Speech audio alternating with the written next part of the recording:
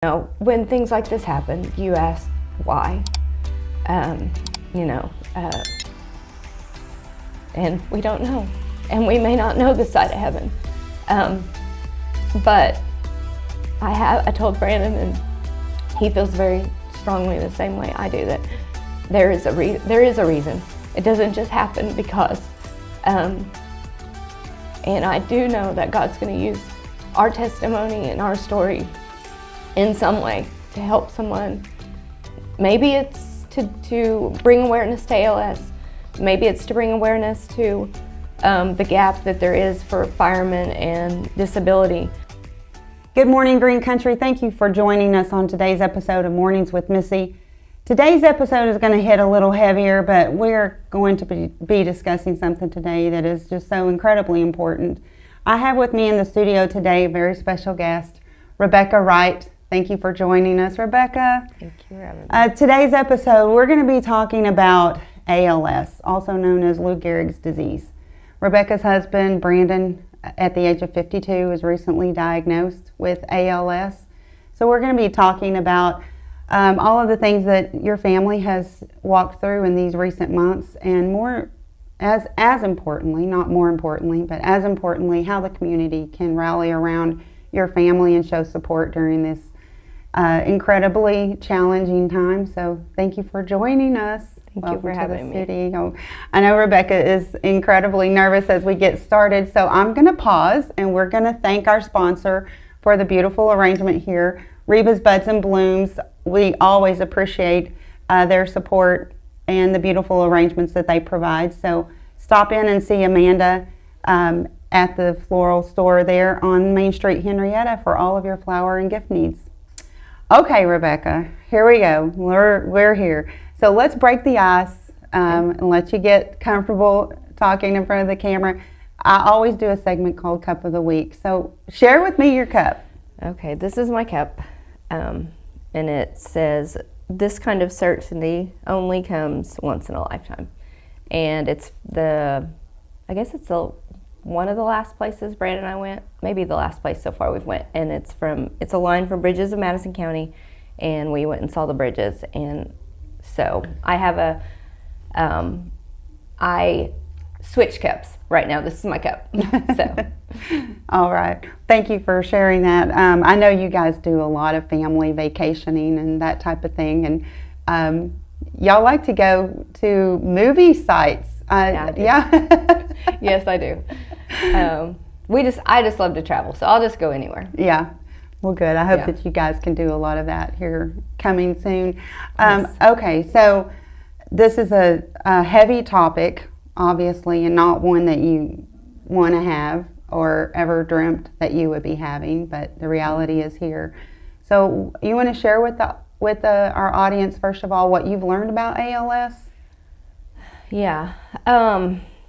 I didn't know anything about ALS. I knew Stephen Hawking, the guy in the wheelchair that was really smart and used the keyboard and I think a breathing thing to talk. I really, other than that, I don't know anyone with it prior to 2 months ago. And that was really all I knew. Yeah. Now I know that it is really common. It's 2 times more common in firemen. And there's just so many unanswered questions about it. You don't know what tomorrow holds. You don't know how everyone is different. So progression for one person is one way and it starts a certain way. And for another person, in Brandon's case, it started with his voice and eating slow at the fire station, being behind all the guys. Who would ever think that meant you had something that there's no cure for? And ALS, for those of you who, like us, may not have known, we hear the Lou Gehrig's disease. We know that there is no cure. Yeah. But it's a neurological disease. So your mind is still there, but it attacks your muscles. Yes. And so you talk about those early signs that you saw with Brandon. When did those begin? I think that we picked everything apart trying to figure it out. And I think that the original, maybe, and again, picking everything apart, but I think August, in the summer, probably hot, noticed his voice. When we went to New Mexico in September, we joked that he had lost weight, and it's just, we're a wrestling family, so weight is always something that we talk about. And so you for sure do. So he has always, in the later years, he stayed around 200 pounds, and he's like, I weigh 195. And I'm like, oh, that's good. We were doing some hiking and whatever. And then, so that was September, October, voice more, slurred speech, which there's things that I had noticed about him before that I just thought it was that, like at a hard fire, his voice might sound really tired, or working outside in the heat, so it wasn't that odd. Plus he dips. So, just being lazy with his dip in his mouth, that's what the kids thought. They didn't think anything about their dad's voice. They didn't notice. But November, he was down to 185 and not doing anything different. And we were talking, I was like, well, you are in your 50s now. Maybe we need to adjust your workout at the fire station. Maybe you don't need to do so much. You need to start just worrying, thinking about strength. So he was trying to adjust those things, and the weight just kept coming off. And by the holidays, Thanksgiving, my family noticed his voice changes and I actually have a picture that we just took yesterday, but this one side of his face a little lower. And then became wrestling season, and we have some very close friends that probably people he's the most comfortable with, because it's not a work situation and they goof off, and he's the hardest worker in the room, always has been. And one of our friends was very concerned that something was going on, and they thought he had a stroke. And then we thankfully have some more amazing friends in that group that are doctors, and came and asked me what was going on, like something's off, and said we got to get into a doctor. And so that was mid-November, and with the help of our friends and God just moving things and just placing his hand on it, we had a diagnosis by January the 9th. So we call that day one. Yeah. And your diagnosis was very early. Yes. For most people, a lot of times they're already using a walker or a wheelchair. And before it's diagnosed? Yeah. It takes so long to diagnose some people. Yeah. Wow, that's just almost seems unheard of, doesn't it? Yeah. Yeah, we definitely... Are they just simply trying to rule out what it could be? So after, we saw two doctors, and one of the doctors was a colleague of a friend of our friend. Mm-hmm. And what we know now, after, he was a great doctor, he was quirky. I said he was a cross between House and The Good Doctor. So if y'all know those shows, you know. So, you didn't really know how to take him. Extremely smart, a friend of a friend, and I think he was being cautious because of the relationship, and he ran every test he could run and asked every question, trying to disprove. I think they knew pretty quickly, but they were trying to disprove that was not the case. Yeah. You have to appreciate that. Oh yeah, no, totally.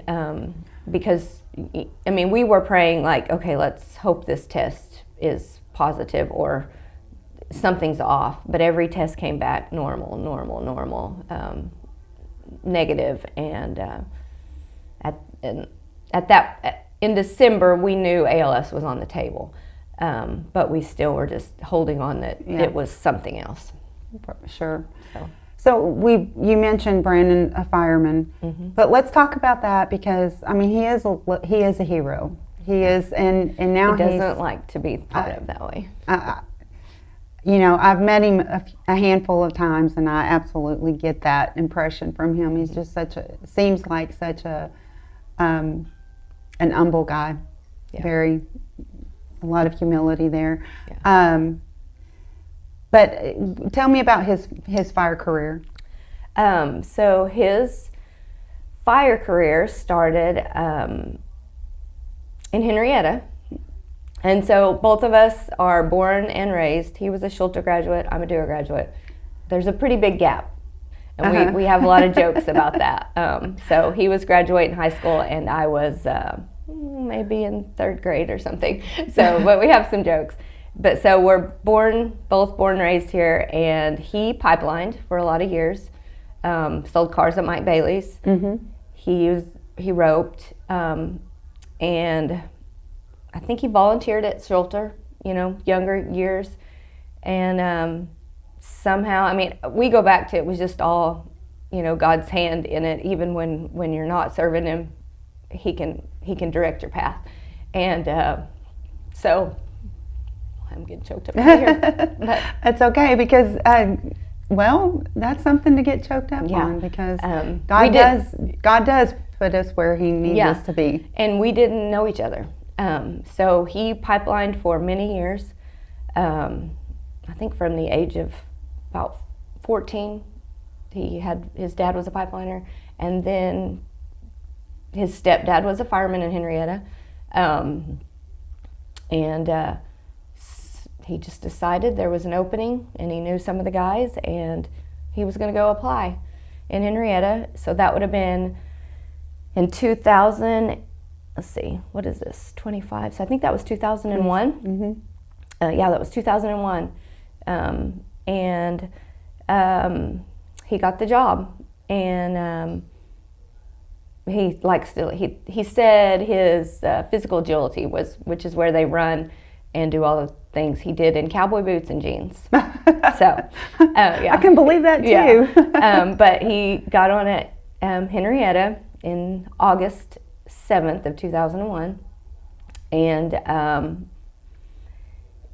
great guys, still friends with all of them. Some have passed. His first captain, Wiley Shoemaker, which if you're from Henrietta, you know him. He was amazing. He taught Brandon so much. We love him, and he was there for 6.5 years. In that time, we met in 2002. Was married August of 2002, so his fire department anniversary is the day after our wedding anniversary. And well, at least he can never forget them. Yeah, no excuses. But he learned so much at Henrietta, and he got kind of an interest in the paramedic side. And we had some friends, and he was a fireman in Tulsa, and all the firemen up there, you have to be at least a basic. And so when he was at Henrietta, he just was like, we're going on these medicals, and I don't know how to do anything. So he got his basic EMT, and then he still was just like, well, I mean, I can take blood pressure, and I can transport them to the hospital, but that's really all I can do. I can shock them. So if it is cardiac, there are some things. There's a few things, CPR, just those things. But he just still felt like he needed to do more and learn more. And so he got his paramedic. I guess it's just called a paramedic. There's basic, intermediate, and paramedic. So he did that, and took about 1.5 years. And then he just, I think with a little prompting of our friend, was like, you need to go and just advance your career. And so he applied at Tulsa, and I think that was January of 2008, I think, because Randon was born in December. So I think January of 2008 was when he went to Tulsa and went through the academy, and just worked his way up. He's just always pushed himself and never been, just satisfied at staying at the bottom. And so he is now a captain paramedic for the Tulsa Fire Department, and this August will be 25 years that he's been in fire service. That's fabulous. And that community, the fireman community, is just so extraordinary. I don't know if there's a lot of professions that have that kinship. I mean, I know the police department does, and clearly military, but the way that you all just rally around each other and really come to the aid when someone is in need. I mean, from raising a barn or helping to raise kids. Yeah. Because I have seen that happen, where firemen have stepped in whatever need. How has that community embraced you guys and helped you through this process? So in Henrietta, the things that are going on is Larry Hall is Brandon's one of his best friends, but he was a fireman in Henrietta.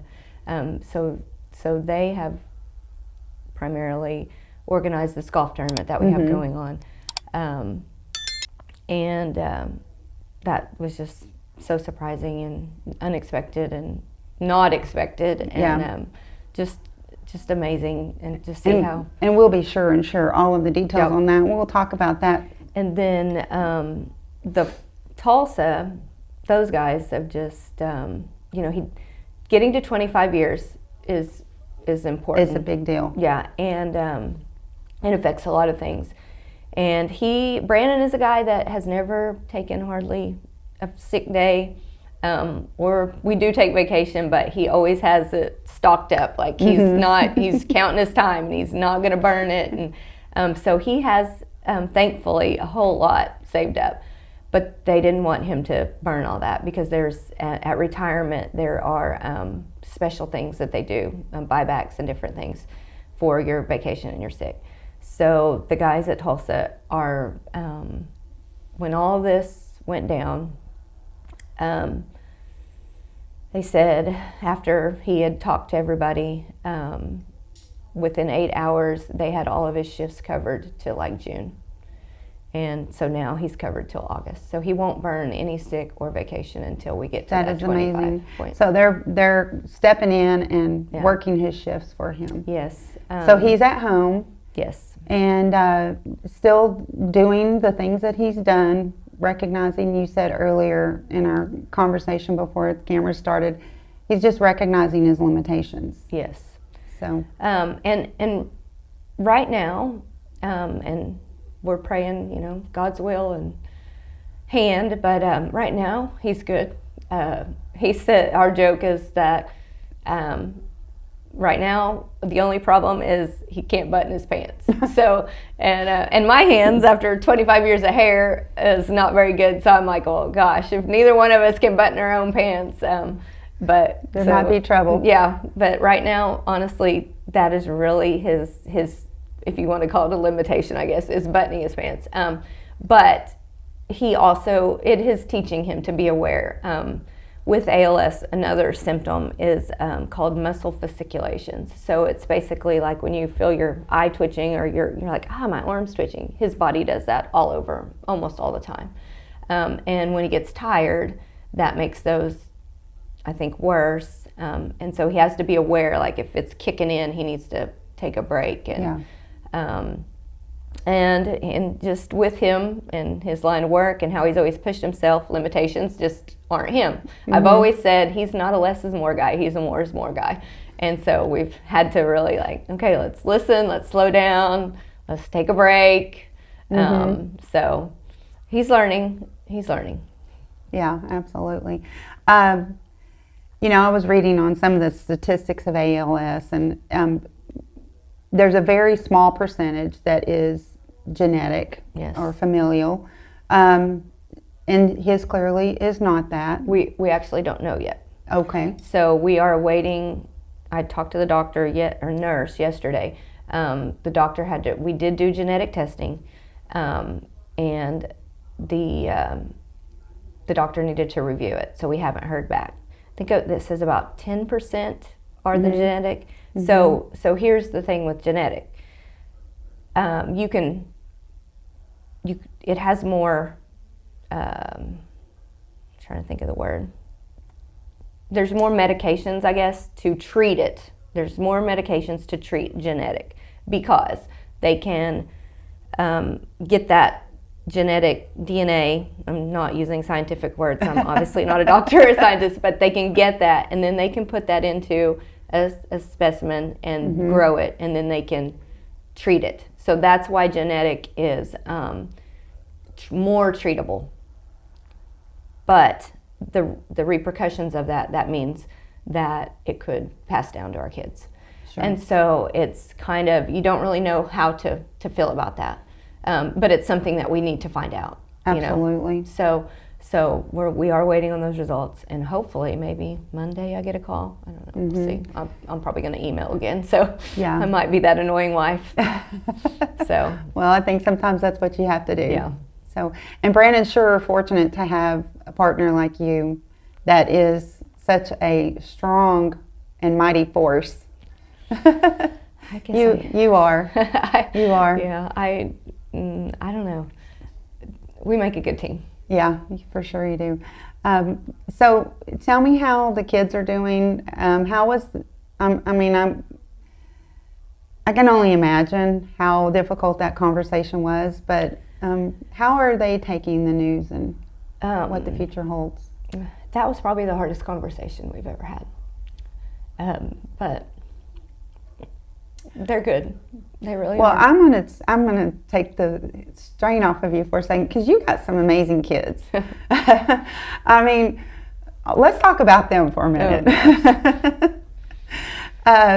So you said earlier you're a wrestling family. Yes. So tell me about some of the accomplishments that those boys have had in their little short life careers here. Well, Jackson is our oldest, and he graduated from Morris, and he was a 4-time state 3A state placer, first time champion for Morris High School 3A. So his senior year he won. I don't think he had a point scored on him the whole year till that last finals match when he knew he had won it, and we might have been a little annoyed, but so he didn't care.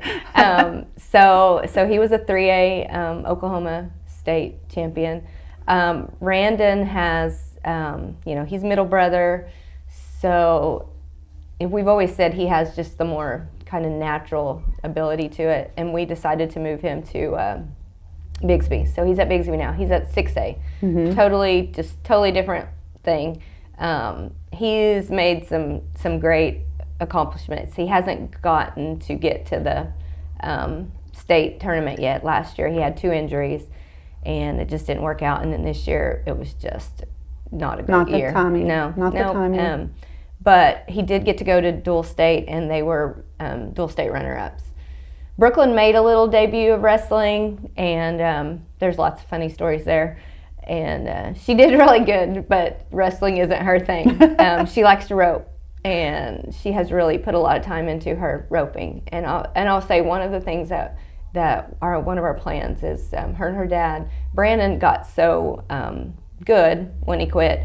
His number, and this will make sense to some people, but his number is high, and so for them to rope together, they would have had to go to with these really good people, and I mean Brooklyn's good, but we're not that level yet. And so they had been working on getting his number lowered, and then now with this, not that they're going to go on the road and rope, but one of our goals is for them to enter a team roping together, and her head and him heel, and so we're excited to get to do that.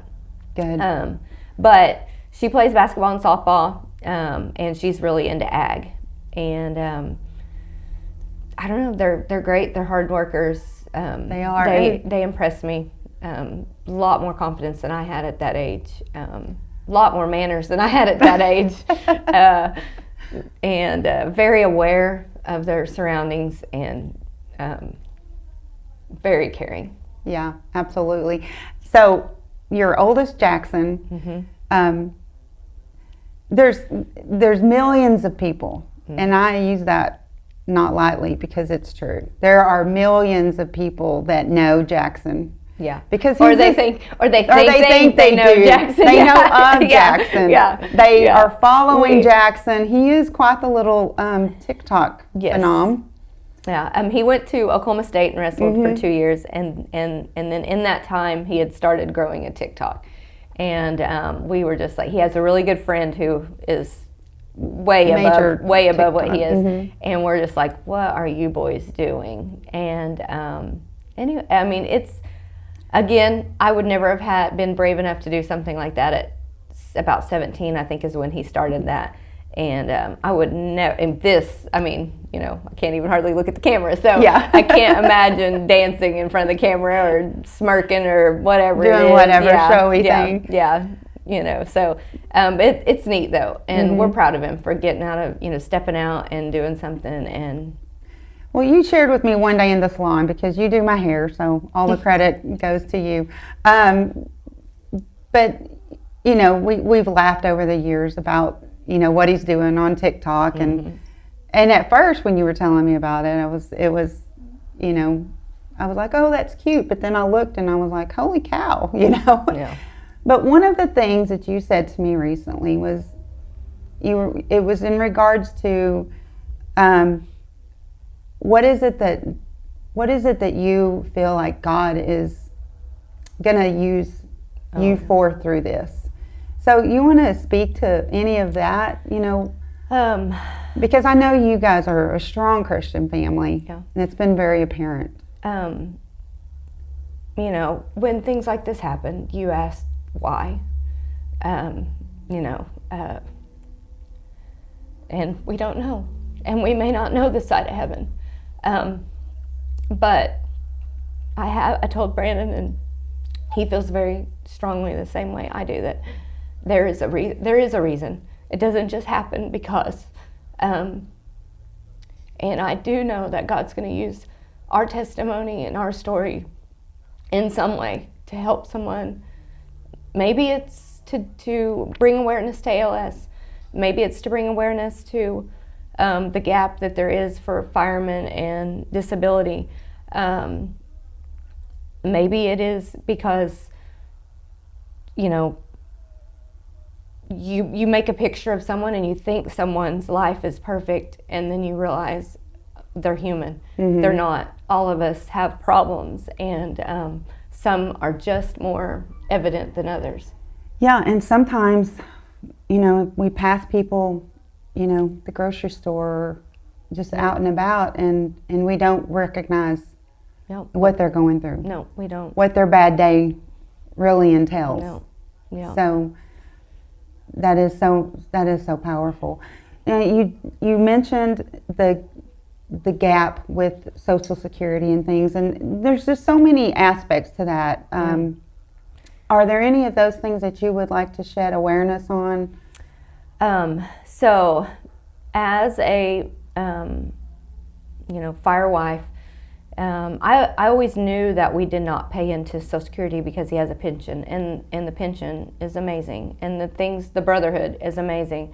But what we have figured out is, in a disease like ALS, that you can't go back to work, and the things that it could entail, like wheelchairs and just modifications for the home. You need help. A regular insurance doesn't cover that. They cover some, but you know, everybody knows how that is. And one of the things that we've learned is, so at 46, that was 2016, 46, at 42 in 2016, Brandon quit doing his extra paramedic jobs away from the fire department, or anything that he had done prior that he paid in Social Security for. But he had enough credits to get Social Security at 65 in Medicare. And so we didn't think there was a concern there, because we knew when he retired, and then at 65 he would get his whatever, you know, your monthly income. But you don't plan for something like this. No one knows how to plan for something like this. And we didn't know to ask questions. And now that he's only 52, there's 2 diseases that are called fast track automatic to disability and Medicare: ALS, and it's like renal failure, I think renal failure. And so we got to getting our information together because we know, we're going to need help, we're going to need access, how to get to these things, and he's paid in all these years to Social Security, so we should be able to get these benefits. And then when we go to fill everything out, we find out that one of the stipulations on disability is you have to have paid in 5 out of the last 10 years before you go to apply. And he quit paying in 2016. So, and it's 25. So even if we go ahead and do Social Security for 25's taxes in 26, we still only have 3 out of the last 10. So that was isn't a gut good. punch. Yeah, that isn't good. Punch. And what I've learned in our 2 months of experience is this happens a lot because a lot of people don't get the diagnosis as quick as we did, and they slowly can't work, or so they go and they start trying to do things like, clean someone's house or do their lawn. It's cash jobs. They've quit paying into Social Security, but they're not depending on the system because they're still a little bit independent. But then when they get to that 5 or 6 year mark, they've declined so much, they're like, okay, I need to, I can't do this anymore. And they go to apply, and they've missed that threshold, and they're only 53 years old, and they can't get any Medicare or Social Security disability until they're 65. Firemen do pay into Medicare, and we have a meeting with the Social Security. We think because ALS is the catastrophic disease, is what they call it, and a terminal illness, that we will get Medicare, which is a huge blessing. Yeah, and I will be thankful just to get Medicare. But what is upsetting is that someone works their whole life and pays in, and they have a diagnosis that they're not going to, by earthly standards, not going to get to that 65 mark to collect on what they've paid in to help them in their, when they need it. And he can't, as of right now, he can't get to that to get some assistance, which would help with medicine costs. Would if I can't work as much, it would make up that difference. Just so many things that we have no idea what is ahead for us. Right, because in the future, your own job will have to change. Yeah, that's gonna, as you become a caretaker. Yeah. Talk about the medication that he's taking, just the cost of that alone. So one of the meds is $140,000 a year. We are on a program that will alleviate that cost, and I'm hoping it gets us through a year, and then maybe we can be on Medicare and get it. It is called Radicava. Don't know a lot about it. There's only 2 approved medicines for ALS in the U.S. So there's just so much not known about it, and they treat it. They hope to postpone progression is the words they use. So he takes that one, and then we have another one that is approved for ALS, and I think after our insurance we pay like, I don't know, $50 or $60 a month. So that's great, not complaining. And so those are the only 2 approved, FDA approved medicines for ALS in the U.S. Now we just started because we're just all about whatever, we have all these people doing investigating and all the things for us. So we just started a trial, and it was a trial they did in Japan that has actually already been approved for treatment in Japan. And I put a call into the doctor and had our family doing phone calls because no one in Oklahoma knows about it, and someone in a pharmacy knew a little bit about it, gave us a number in Alabama of a pharmacy, and my family made some phone calls for me and got all the details, and he started that. I've been giving him shots for 2 weeks, so that's been fun. That's been some payback, giving him some shots. But it's B12. It's extremely high dose of B12, and it sounds crazy, but so it's been proven to really slow down progression, and so that's it. We're eating really healthy. I make him a crazy shake that has all kinds of protein and antioxidants. Mm-hmm. Antioxidants are like the key, and what his medicines are really strong antioxidants. So we're just trying to be all very healthy plant. I mean, we're cattle ranchers. You're cattle ranchers. We're cattle ranchers, but we are being quite a bit plant-based with a little bit of steak in there. So, but we're just trying to do all the things that we can do, and trust that even in all the crazy, God has a plan. I have a friend, some of my wrestling moms, and we have a funny saying that we like to say: we know God has a plan, but the middle sucks sometimes. And so we feel like we're kind of in that middle, but we know He has a plan. He absolutely does. Rebecca, I want to thank you so very much for coming today. I know this has been difficult, but the main thing that today we want to pass on to you all is, meet with a planner. That is so important. Know your gaps. Know your gaps. Without a doubt, know your gaps. And this is our opportunity. If you've ever wanted to rally around someone local, and Brandon does not like to be called a hero, but he truly is. All of our firemen, they are. This is our opportunity as a community, because community has never been more important. So that fundraiser is coming up March 21st. Yep. And there's t-shirts available. I mean, at the very least, you can buy a t-shirt. I know that will help as well. But the tournament is packing up. There's so many neat opportunities to participate and be a part of that, even if you're not a golfer. So we'll post the information on that, and just all of the ways that you can help, because there's just so many challenges that come with all of this on the financial side down the road, and we want to be there for you guys as much as we're able to do so. And again, I just want to thank you for coming. You've blessed this space today with your presence, and we pray that God's hand will definitely continue to guide and be on your family in the days ahead. Thank you. Thank you so much. Thank you. We'll see you next time.